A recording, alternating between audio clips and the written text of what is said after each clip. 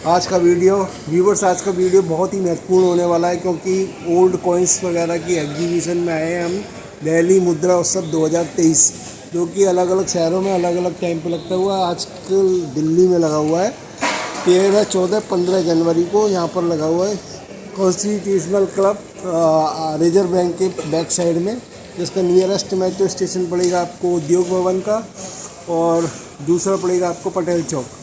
आप यहाँ पे आके देखिए क्या क्या है और हम इसके बारे में अंदर आपको बताएंगे। व्यूअर्स, आज हम आए हैं दिल्ली मुद्रा उत्सव 2023 को लगी है B46 विनीत गौतम जी आगरा से आए हुए हैं। आगरा से ये हैं, आज हमारे सामने उपस्थित है रवि कुमार जी। आज का जो बनने जा रहा है वो बहुत ही एजुकेशनल पर्पज से और पुराने नोट के और पुराने कॉइन्स के कलेक्शन के हिसाब से बहुत ही शानदार वीडियो, जो कि एजुकेशन और आपको अपने शौक को बढ़ाने के लिए। देखिए, हम आपके व्यूवर्स के सिर्फ एक ही बात कहना चाहेंगे कि save coins, collect coins and save heritage. अगर आप कॉइन कलेक्ट करते हैं तो आप हेरिटेज को बचा रहे हैं, पहली बात। दूसरी बात, हमारे देश में किस प्रकार की मुद्राएं चलती थी, कब कब चली, किस किस शासनकाल में फेरबदल हुए, बदलाव समय समय पर होते आए हैं। पहले सोने की मुद्रा चलती थी, हमारे देश में चांदी नहीं थी। फिर चांदी हमारे देश के अंदर आ गई, फिर चांदी की मुद्राएं चलने लग गई। चांदी की मुद्राएं चलने के बाद में सोना हमारे देश में पर्याप्त मात्रा में शुरू से था, तो सोने और चांदी की दोनों चलने लग गई। फिर उसके बाद में जब सोने की कमी हुई या चांदी की कमी हुई तो तांबे की मुद्राएं भी चलाना शुरू कर दिया। इस तरह से समय समय पर फेरबदल होते होते और आज हम यहाँ तक आ चुके हैं कि आज कागज़ की करेंसी हमारे देश के अंदर चलती है। अब देखिए, चांदी की करेंसी में आपके मुग़ल पीरियड के जितने भी राजा हुए हैं उनकी करेंसी सब चांदी में थी।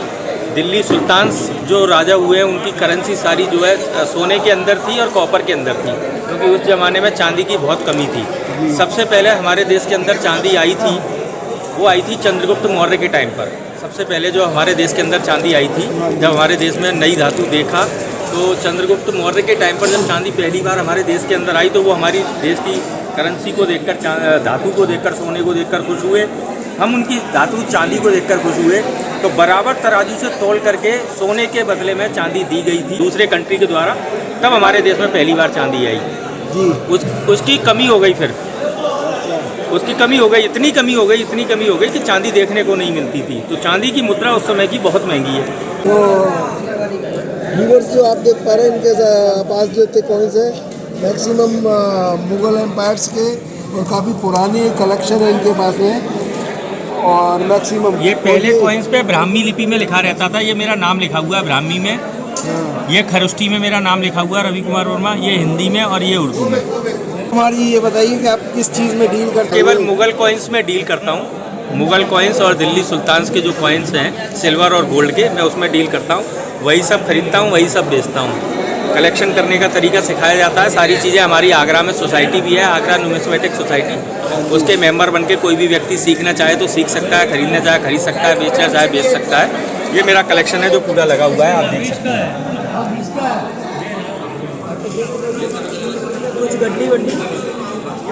व्यूअर्स, आप हम कुमार जी की सारी डिटेल्स आपको डिस्क्रिप्शन में मिल जाएगी। एक कार्ड दे देता हूँ मेरा जी, यह है रवि कुमार जी का कार्ड। व्यूअर्स, अभी हमने आपको दिखाया कि रवि कुमार जी का स्टॉल जो भी विनीत गौतम जी का है। ये विनीत गौतम जी हमारे सामने उपस्थित हैं। ये भी नोटों का कलेक्शन करते हैं, इंडियन नोट्स और पुराने नोटों का कलेक्शन है मेन का सारा। तो आप देखिएगा इसमें से। तो ये है विनीत जी का कार्ड और ये विनीत जी सामने है। बताइए विनीत जी। मेरा नाम विनीत गौतम है और मैं आगरा से हूँ। मैं रिपब्लिक इंडिया के नोट और रिपब्लिक इंडिया के कॉइन वगैरह कलेक्ट करता हूँ। ब्रिटिश इंडिया और रिपब्लिक इंडिया में जो ये नोट होते थे, सबसे पहले जॉर्ज राजा पंचम जो थे, ये जॉर्ज पंचम का ये 5 रुपये का नोट है जो मेड इन इंग्लैंड में छपता था। जी। ये 10 रुपये का नोट है, ये भी मेड इन इंग्लैंड में छपता था। इसमें 2 सिग्नेचर आते हैं, जेबी टेलर एंड डेनिंग। उसके बाद जब अपना देश आज़ाद हुआ तो CD देशमुख अपने देश के सबसे पहले गवर्नर बने।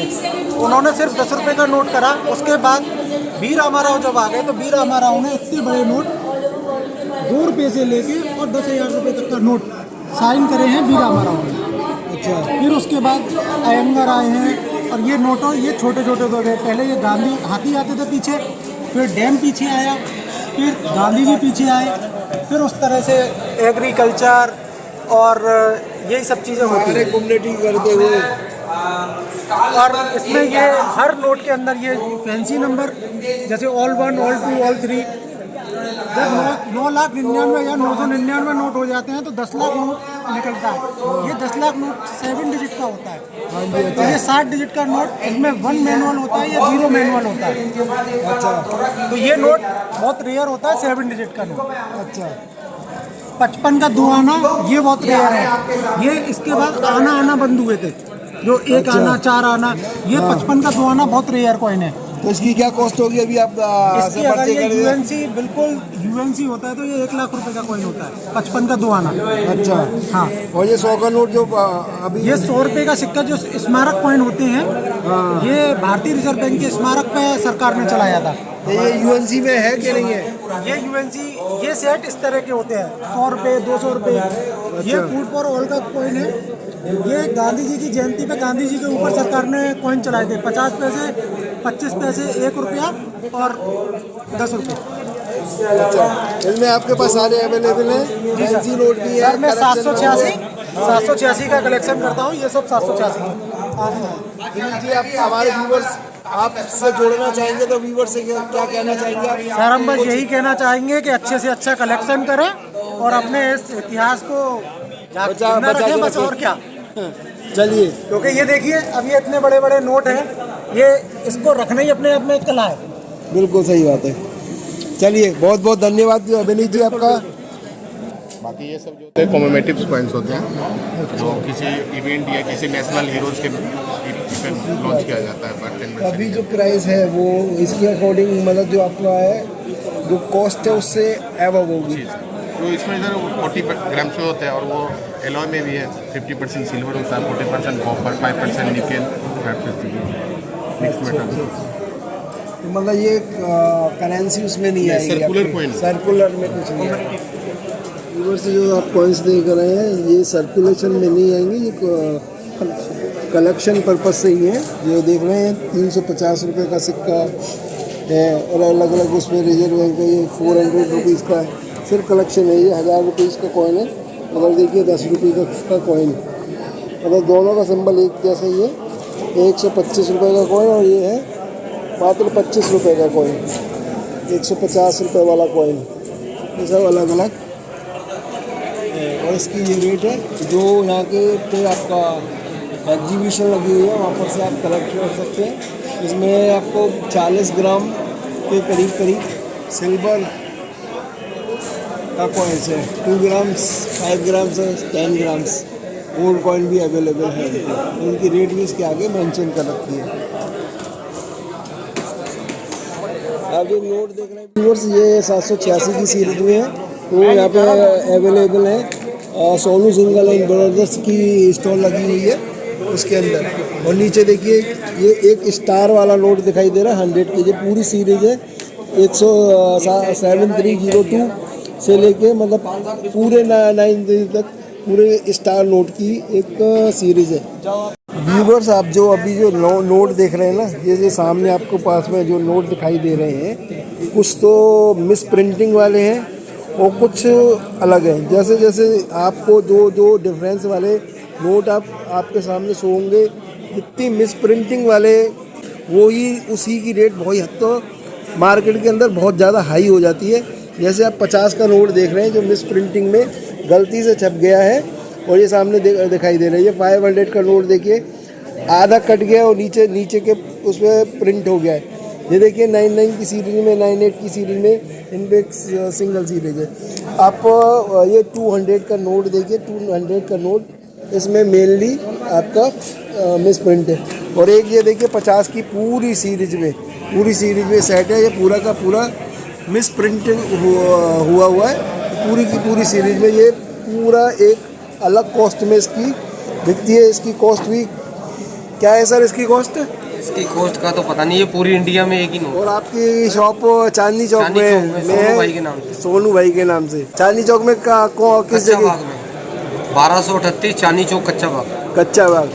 जो कपड़ा मार्केट के कपड़ा मार्केट के साथ ही पूछा माजनी के साथ। पूछा महाजनी के साथ में जो अंदर जाती है गली।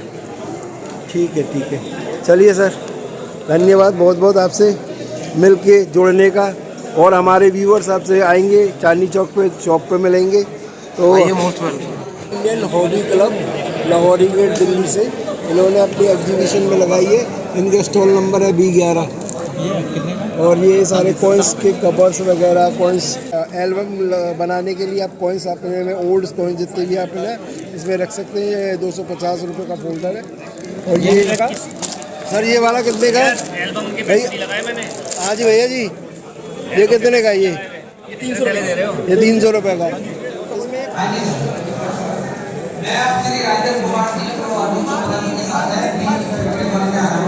मैं इनके विचार देना चाहता हूँ कि आपके पास किस तरह की कॉइन्स हैं और क्या क्या एंटीक आइटम्स हैं जो कि यहाँ पर अभी हम खड़े हैं स्टॉल नंबर A19 में vintage life style Mohammad Naeem and Mohammad Alman Delhi से ये सामने खड़े हुए हैं। इनके पास सारे एंटीक पीस है जो कि राजा महाराजा की लड़ाई वड़ाई के टाइम पे यूज़ होते थे, वो सारे ये आइटम्स हैं पुराने। और ये 1888 के न्यूज़पेपर हैं, इंदिरा गांधी जी की डेथ के न्यूज़पेपर हैं, चंबल के डाकुओं के डेथ के न्यूज़पेपर्स हैं। और ये हेलमेट्स हैं वॉर वाले, बॉडी आर्मर्स हैं more than 200 years old, and डाल हैं और शील्ड हैं और काफ़ी आइटम है। मतलब बेसिकली रेयर आइटम्स है। ग्रामाफोन है, स्पूल्स हैं, स्पूल रिकॉर्डर जो होते थे, रिकॉर्ड्स हैं ग्रामाफोन वाले। तो यहाँ पर आप बेचते भी हो सर? खरीद भी लेते हो पुराने? यस सर, दोनों चीज़ें करते हैं। अच्छा, तो कुछ रेट वगैरह का आइटम से बताएंगे क्या क्या है सर? ये जो न्यूज़पेपर है 5000 का है। ये 5000 रुपीज़ का। ये कब का है ये टाइम सर? इंदिरा गांधी जी की डेथ का 9 नवंबर 31 अक्टूबर को उनकी डेथ हुई। हाँ 31 अक्टूबर को ही। यस व्यूअर्स देखिए, इन पे ओल्ड पुराने कॉइन्स है, सारी अलग अलग कंट्रीज़ के ये मिक्स कॉइन हैं इनके पास में, वो भी सारे आपको अवेलेबल हो जाएंगे। व्यूअर्स ये है स्टैम्प कलेक्शन। RK भाटिया जी स्टैम्प डीलर हैं जो कि ओल्ड इंडियन टिकट्स वगैरह जो होते थे गवर्नमेंट्स के, उसी का कलेक्शन इनके पास में है। डिफरेंट टाइप्स के कलेक्शन इनके पास अवेलेबल मिलेंगे। सामने भाटिया जी बैठे हुए हैं। आप क्या क्या रेट के हैं सर ये बताइएगा कुछ? ये सब अलग अलग रेट हैं, यानी कि इसमें जो आप ये लोगे उसकी कुछ फेस वैल्यू देखो, उसके ऊपर कुछ हम अपना मार्जिन ले लेते हैं। अच्छा, मतलब ये जितने भी ये कमोडिटीज है, अलग कलेक्शन अलग ही टाइप का बना हुआ है मतलब। हाँ, ये सब मिंट है, मिंट बोलते अनयूज। हाँ, ये भी कोर्से पे आप उसको यूज़ कर सकते हो। तो ये स्टैम्प की कीमत होती है जो ऊपर फेस वैल्यू है, इनकी फेस वैल्यू, इससे हम उसके ऊपर मार्जिन ले लेते हैं लेने का। मतलब अनयूजेस है, मतलब इसको मतलब मार्केट में ये अवेलेबल है नहीं है। बिल्कुल, ये यूज स्टैम्प है, ये यूज़ की हुई है। ये शुरू में जो लोग ये करते हैं ना, ये यूज स्टैम्प है, इसकी कीमत होती है 10 रुपये, 10 रुपये। ये आगे की ये 5 रुपये ईच, ये जो इस्तेमाल की हुई है। मतलब ये स्पेशल मिंट से आती है, मिंट से ही मिलती है, आप मिंट से ही कलेक्ट करते हैं? नहीं मतलब जैसे कि पोस्ट ऑफिस वगैरह में पोस्ट ऑफिस में मिल सकती है। अब नहीं मिलती, वो उस वक्त नहीं मिलती। मतलब कोई एक पर्टिकुलर टाइम के पास जो आता है उसी टाइम पे अवेलेबल होती है, उसी टाइम पे मिलती है। ये रखते हैं तो वो आप कलेक्ट करके फिर आपको सेल करते हैं। तो मतलब वो इसकी प्राइस है, फेस वैल्यू है, ऊपर ले लेते हैं उसमें पीरियड के हिसाब से, पीरियड के हिसाब से जो आप कलेक्ट। रिसेंट पीरियड है, 5-10 हज़ार। मगर जो भी स्टैम्प अगर आप कलेक्ट करना चाहते हैं, जो उसकी टिकट की फेस वैल्यू है ना, उसके ऊपर डेट वाइज के हिसाब से आपको मार्जिन रख के भाटिया जी आप उनसे परचेज कर सकते हो। और आपके पास में कोई ओल्ड कॉइन्स स्टैम्प्स वगैरह हैं तो वो भी आप इनके पास में आकर सेल कर सकते हैं। धन्यवाद भाटिया जी आपका बहुत बहुत।